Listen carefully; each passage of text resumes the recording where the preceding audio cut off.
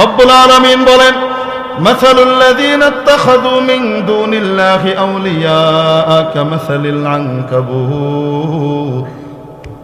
আল্লাহকে বাইপাস করে, আল্লাহকে বাদ দিয়ে যে সকল পরাশক্তি আর মহাশক্তিদেরকে তোমরা দেখো, এদের উদাহরণ হলো মাকড়সার মতো। আর এরা কি করে? বিশাল ভাব নিয়ে বাড়ি বানায়। বানায় বাইতা কয় না, ইত্তেখাজের ভিতরে আলাদা এক স্পেশাল অর্থ আছে। সে একটা বিশাল বাড়ি বানায়, অথচ ইন্না আওহানাল বুয়ুতি লাবাইতুল আনকাবুত, পৃথিবীতে যদি অতি দুর্বলতম কারো ঘর থাকে সেটা হলো মাকড়সা। তার চেয়ে দুর্বল বাড়ি আর কারো নাই। লাউ কানু ইয়ালামুন, হায় যদি ওরা একটু বুঝতো। ওরা তো বুঝে না, ওরা তো নিজের শক্তিমত্তার গর্বে আর অহংকারে চুর হয়ে থাকে। ঠিক কি ঠিক না?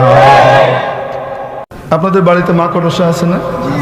মাকড়সা বাড়ি বানায়, আসতে বলেন, জাল বনে।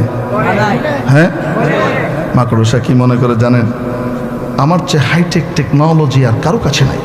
আমি গ্রুপ অফ কোম্পানিজের মালিক, আমি কারো মুখাপেক্ষী নই। কেন?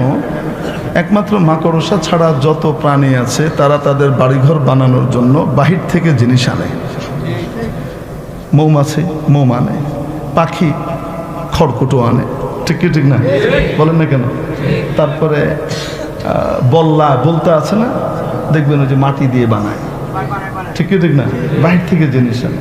একমাত্র মাকড়সা, তার কাছে এমন হাইটেক টেকনোলজি আছে যে সে বাহির থেকে কিছু আনা লাগে না, সে নিজেই লাফাল মারে আর তার বাড়ি হয়ে যায়। কি করে? এমন করে লাফাল মারে আর কি হয়?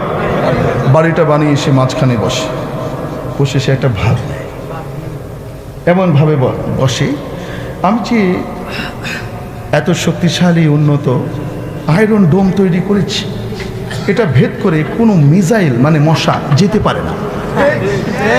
আমি এমন শক্তিশালী ব্যুহ তৈরি করেছি, এটিকে ভেদ করে কোনো জঙ্গি বিমান মানে মাছি যেতে পারে না।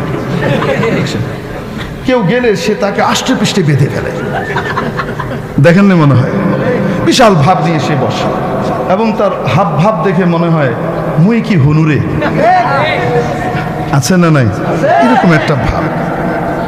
আচ্ছা, যেই বাড়িতে মাকড়সা এই জালগুলো বানায়, বাড়ির মালিক দেখে না? দেখে না? কিছু বলে?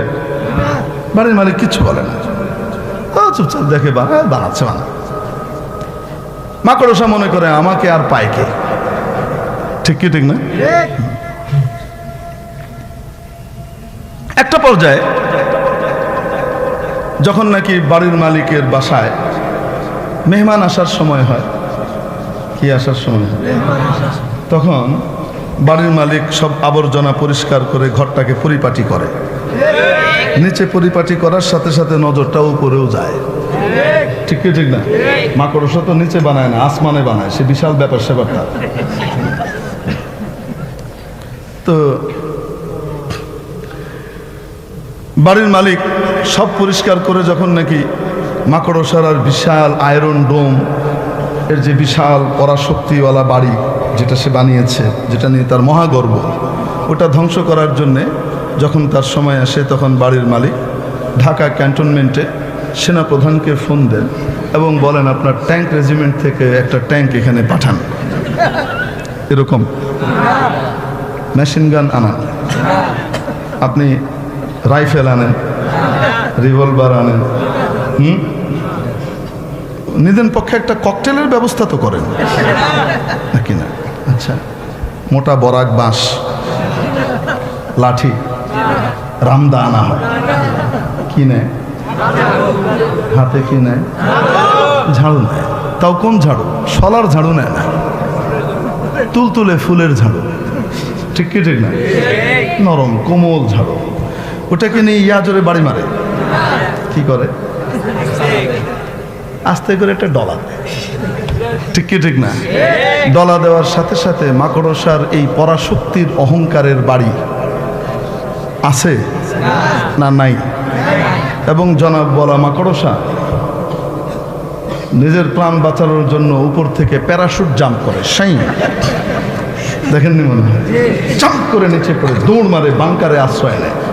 বাংকার মানে হলো ওই আপনার ওয়ার্ড্রোবের চিপা, খাটের তলা, স্টিল আলমারির পায়া, তারপরে বা ইঁদুরের গর্ত, এটা হলো তার বাংকার।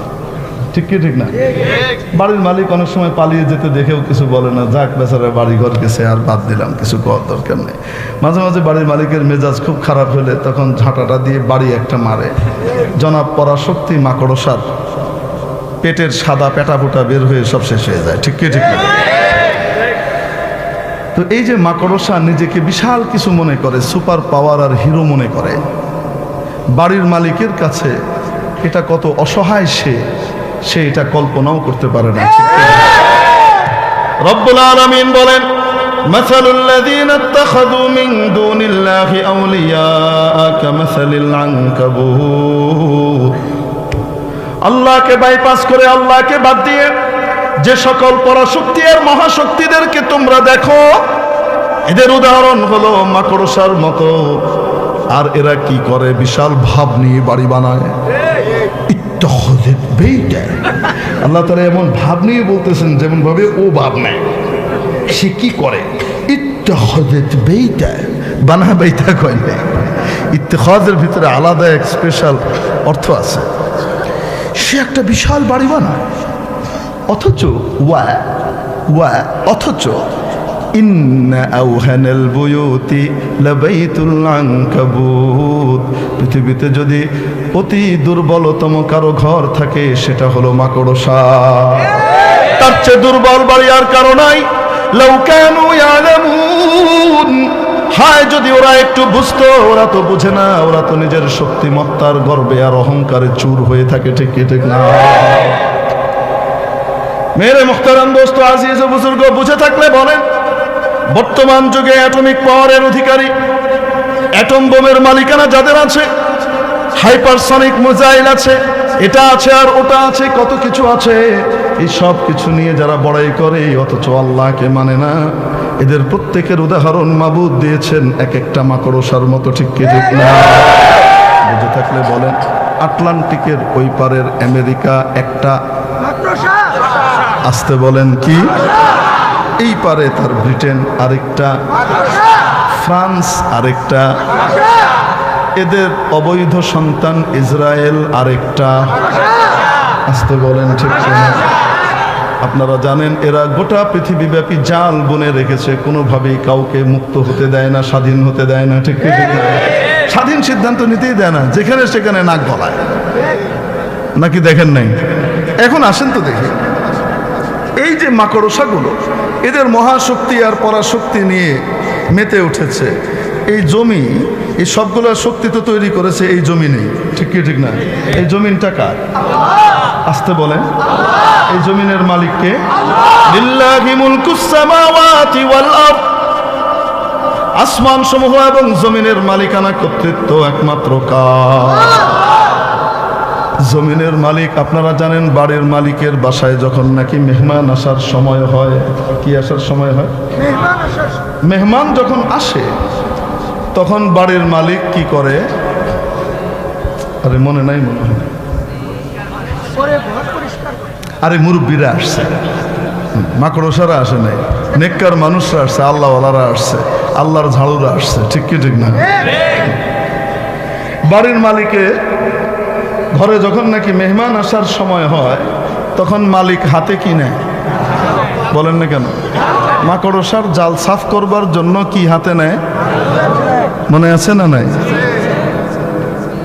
আল্লাহর এই জমিনে বিশেষ মেহমান ইমাম মাহদি এবং হযরত ঈসা আলাইহিস সালাম আসার সময় সমাগত প্রায়।